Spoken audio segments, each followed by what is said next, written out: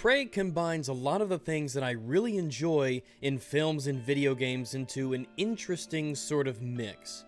I like the idea of being on a space station with monsters, mysterious as they are, lurking about, doing terrible things. I like this sort of science fiction angle, this desperation that comes from having to escape a foreign and exotic and unfriendly environment like space. I like having a mystery to unsolve at the same time. Did I say mystery to unsolve? I enjoy it when games have a very clear set of objectives, yet allow me multiple ways to solve them. I like being given a task. Get through this door, get to this platform, go find the thing, use the thing, do the thing, and then it gives you multiple ways of completing that task. Especially in a game that restricts you and makes you really choose and decide where you want to put your upgrades. I can't tell you how many times I've had to get to a place where the obvious path was blocked by an object too heavy for me to move, and I had to find some sort of a service tunnel, or I had to skulk about in the rafters trying to find a higher entrance point. Maybe I had to find a terminal. I had to read an email to get a password or find a sticky note that would have some sort of a phrase or word that would allow me to get inside. I don't feel like there's a right and a wrong way to play Prey. Now, Arcane Studios is the one who made Prey. They made Dishonored. And for those of you who are familiar with Dishonored, the vibes you get from Prey mirror that series very closely. If I had to sum up Prey, I would say it's Bioshock and Dishonored's science fiction love child. The similarities it has between Bioshock and Dishonored together, it's impossible to ignore. You wake up in a strange place, some terrible calamity has befallen the area, you don't know what it is, you have to piece the story together yourself, and you have to make choices along the way regarding who you find. Your objectives are clearly marked, though how you solve them is largely up to you. It encourages exploration, and while Prey, like Bioshock and like Dishonored, isn't an open world, it is more of an open area kind of adventure, where you're given a space to move around in that is very clearly limited and finite, and yet there's all sorts of things to find in it, many of which are completely optional. Even when I go back and visit older areas that I've been to previously, to fulfill objectives, for instance, many of which you accrue over time, I find myself still, right now, with about 18-19 hours into Prey, coming across doors that still remained locked. Either I don't have the strength to physically open the barriers, I don't have the hacking skills to get the terminals up and running to unlock the doors, or some other obstacle that I just can't surpass quite yet.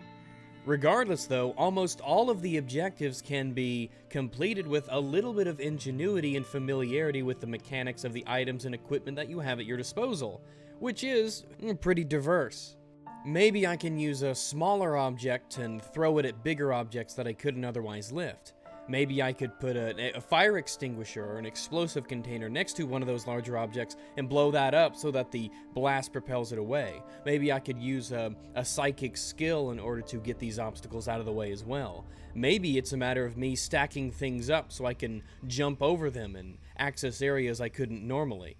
Maybe I can hack a terminal to get inside, or maybe I have to keep looking for a password placed on some note or in an email. Maybe I have to access some sort of an area that's high above me. I could use the glue gun to create stairways that I could climb up to get into maybe some sort of a service door or some sort of a hatch. As people buy this game and play this game and talk about this game, no two people will probably have the same playthrough. Not just from a story perspective, but from the perspective of how missions are completed. Or even how missions are found. I was constantly running across items, for instance fabrication plans for items you can create using resources that I already had. It was very obvious that there are multiple ways to get fabrication plans. There are multiple paths you can take, and the order in which you get to certain areas on Talos 1 is not necessarily going to be the same for everybody. It'll have somewhat of a same flow, though a lot of the times you can access areas before other people do. Maybe they'll get to some areas before you do. There's no right and wrong way to necessarily do a lot of the traversal of the space station. The space station itself is called Talos 1. It's this big old thing floating around space full of scientists and researchers to build us a brighter tomorrow, and of course that means things are going to go horribly, horribly, horribly wrong. The interior, which is where you'll spend most of your time, is, well, it's fascinating how well everything's crafted. If you're familiar with Dishonored, a lot of the interior designs will seem somewhat familiar to you. Arcane did a fantastic job with Dishonored, the series, in making a world that's familiar and exotic all at the same time. Then Prey also follows upon this standard that they've kind of built for themselves. And from Arcane, I would kind of expect nothing less at this point. The walls and the floors and ceilings and the bookshelves and tables and computer terminals, it all creates a very believable setting. We know that there's no huge space station full of international groups of scientists and research Okay, maybe there is, but it's not like this.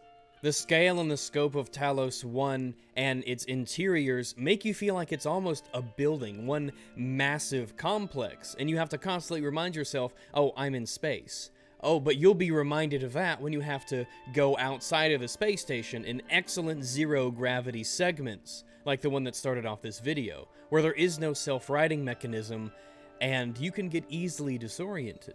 Floating down tunnels, for instance, while rolling to the left or the right, making the spinning effect, legitimately made me somewhat disoriented. And even when you're in closed confinement and there's no gravity, it's very easy to lose your sense of direction when there's no up or down or left or right or floor or ceiling.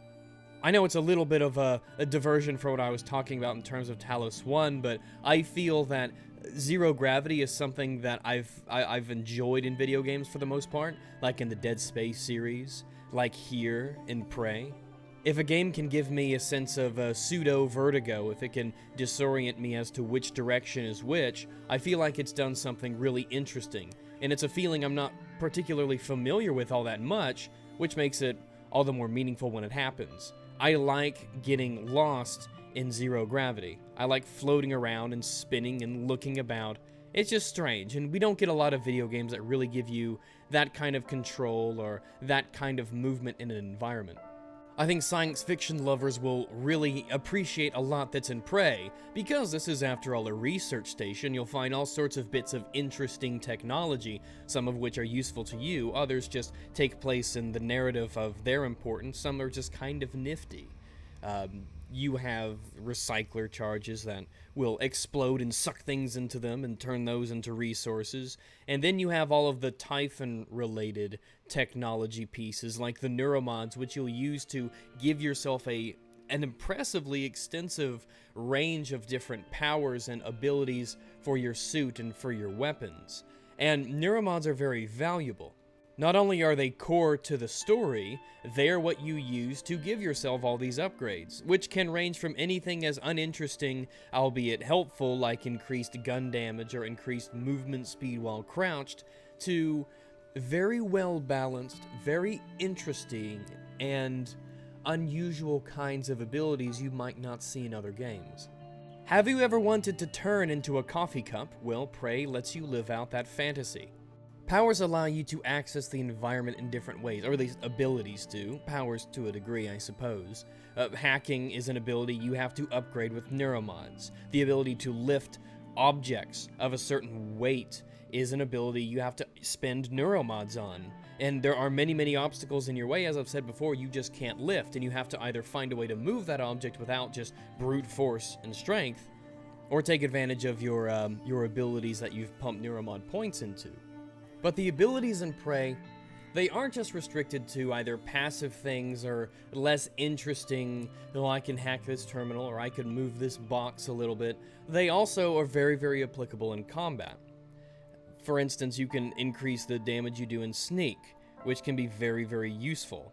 One of my favorite ways of dispatching enemies, trying to get around them or sneak around them or distract them with maybe a foam dart or a thrown object so they'll look away and I can get them in the back.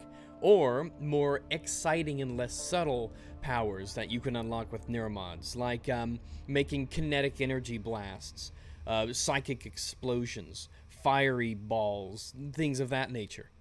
Like Dishonored, there are more subtle ways than others of defeating your enemies, though a lot of enemies, even as powerful as you'll become, are probably worth simply avoiding. Most of the... Okay, let's see, where do we go from here? I don't want to get too ahead of myself, there's a lot to talk about.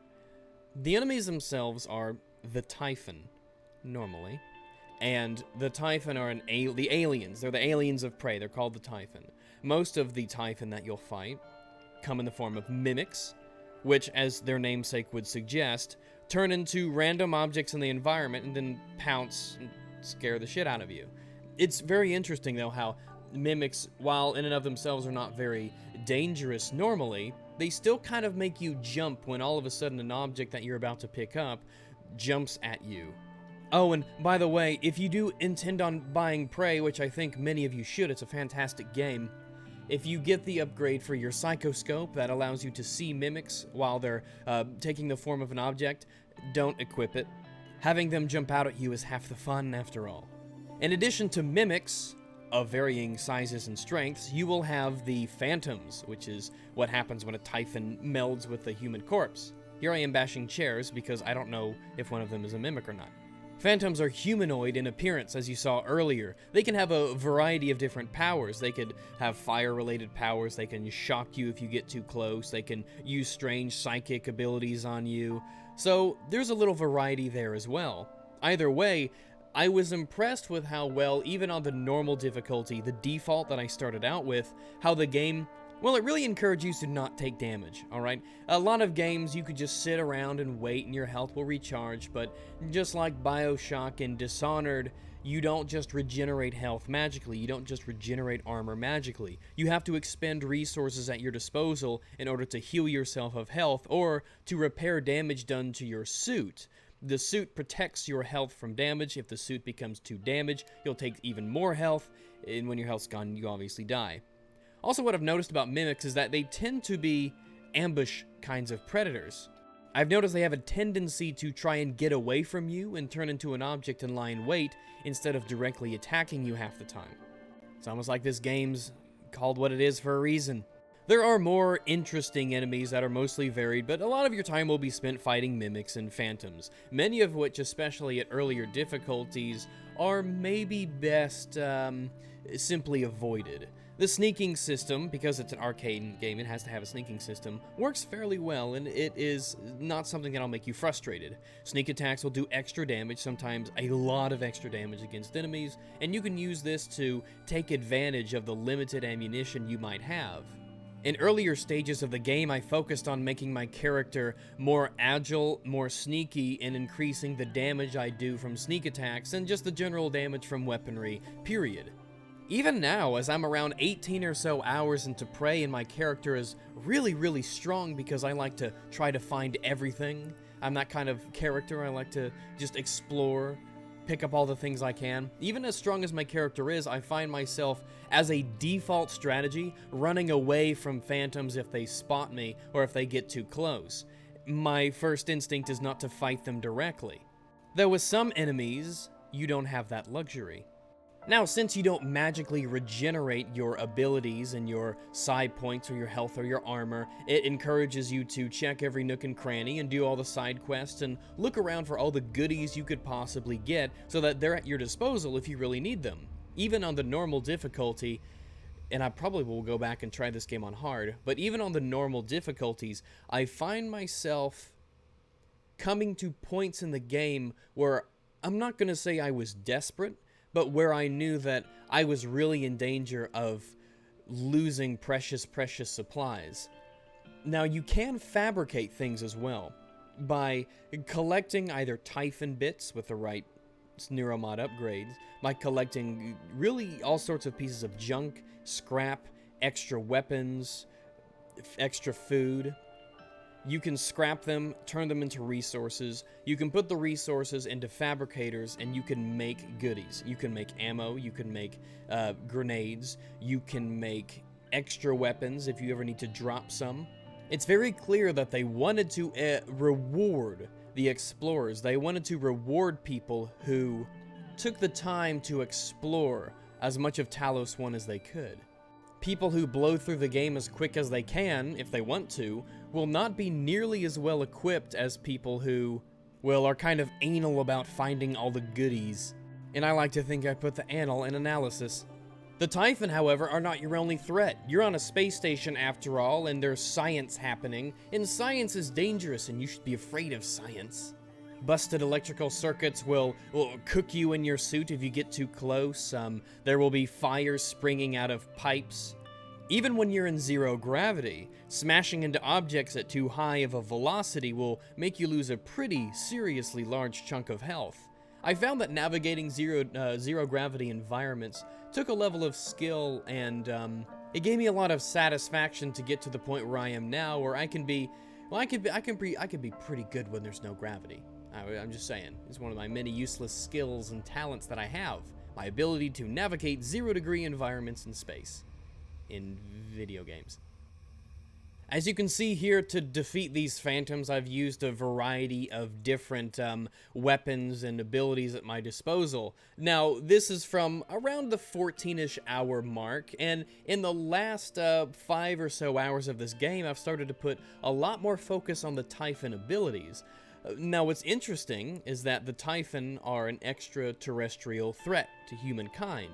As such, the station's, say, automated defensive systems are rigged to target anything that they deem as extraterrestrial in nature. And they make it pretty clear that, yes, Typhon abilities can be very, very useful, very damaging, very helpful to you. But if you use them too much, the station's turrets, for instance, will consider you a Typhon threat as well. Something that's very interesting.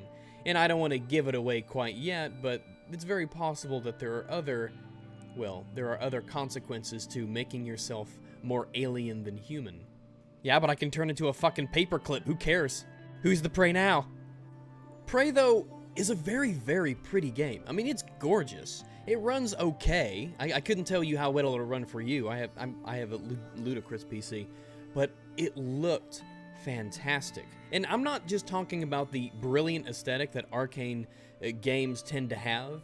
I'm talking about just how good everything looks, how clear the textures are, and how good the people look, and how interesting the Typhon appear.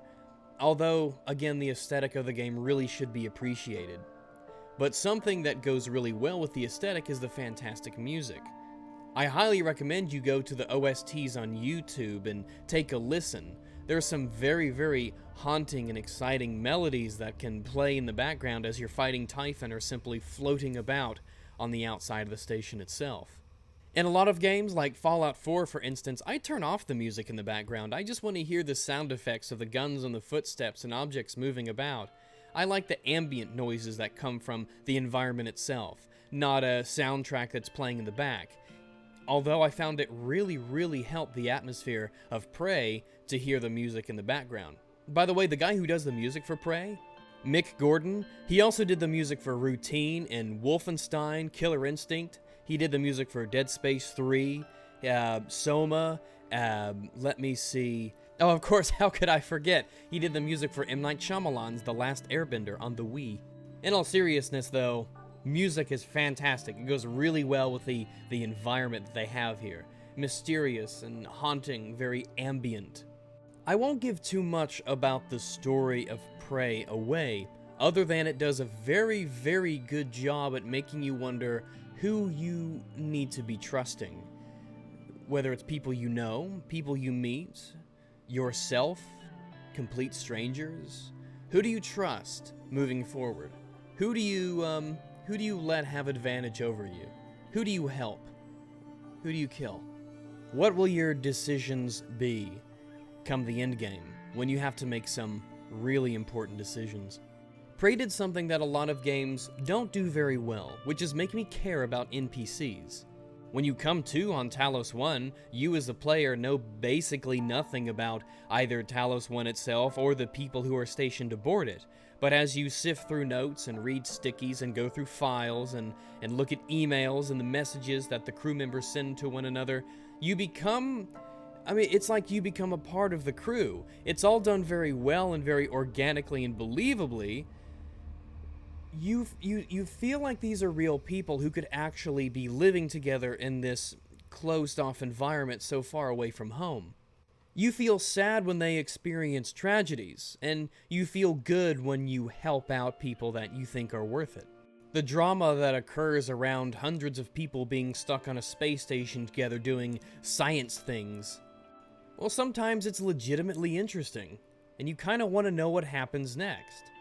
The game features quick save and quick load features that I think you should really take advantage of, not necessarily because you'll need it sometime, but because you'll know that you might want to try something out, and you don't know if it'll work, and so you'll quick save right beforehand. Or maybe you have the drop on some enemies, and as dangerous as they are, you want to try to defeat them in the most efficient manner possible, or you want to try to be creative with the abilities that they give to you to use, and the items as well. I'll use a Typhon Lure to get them close to this hazard that I can set off with another ability or with a well-placed bullet. Or, hey, maybe I'll go ahead and try to put some fire between me and an enemy so it gets lit up as it tries to come forward and attack me. I could use powers to make lures, or I can sneak around and get between them, or I can do something else that I think would be really kind of nifty. This is a game that encourages you to kind of challenge yourself a little bit. It's just like Dishonored 2. It's kind of like Bioshock. You have all of these abilities at your disposal, and combat is very interesting, and it's consistent and it works well. The game begs you to try new stuff, combine abilities, manipulate your foes into getting them to do the things you want them to do, using the station's many hazards to your advantage. What's strange is that I have a friend of mine who said he beat it in about 13 or so hours. I'm on 18, 19 hours. Let me actually go ahead and check here with Steam. 20 hours. I've got 20 hours. This whole time I've been saying 18. Oh, my time flies when you're having fun in space fighting coffee cups. But in about 20 hours, I'm still not done. I feel like I'm getting close to the end, sort of.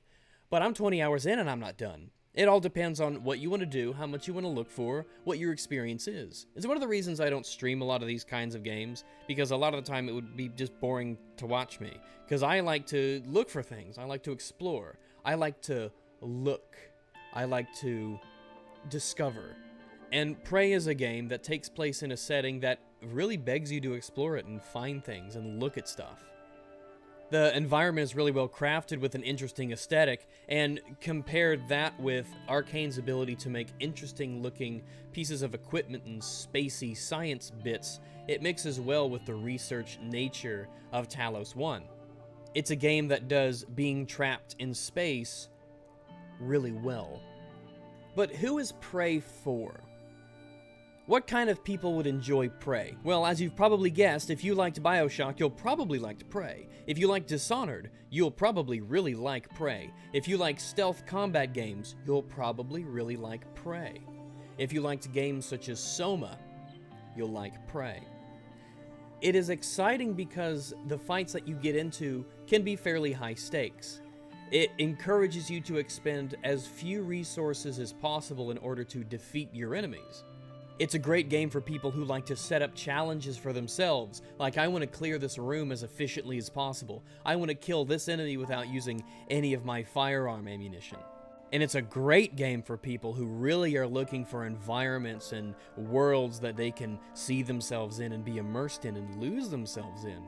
As you can see, there's a level of inventory management, for instance, so you have scrapped items, extra resources, extra goodies to use, and it is on normal, and when you pair the normal difficulty with the fact that I'm anal about finding all sorts of things, and I'm huge into exploration, and I like to search all my nooks and crannies, maybe I have an excessively large stash of things to use and help myself with, but even then, I've had my fair amount of deaths. A lot of them are because I'm not paying attention, or because maybe I bite off a little bit more than I chew at times, being experimental, but that's okay.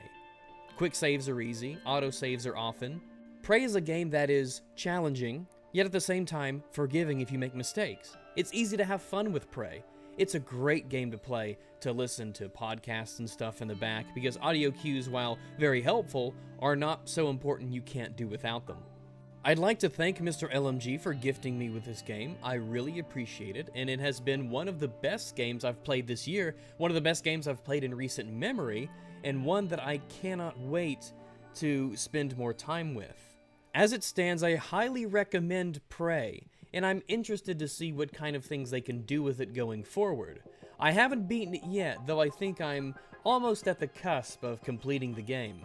And I already know that I'm probably going to have some seriously interesting decisions ahead of me.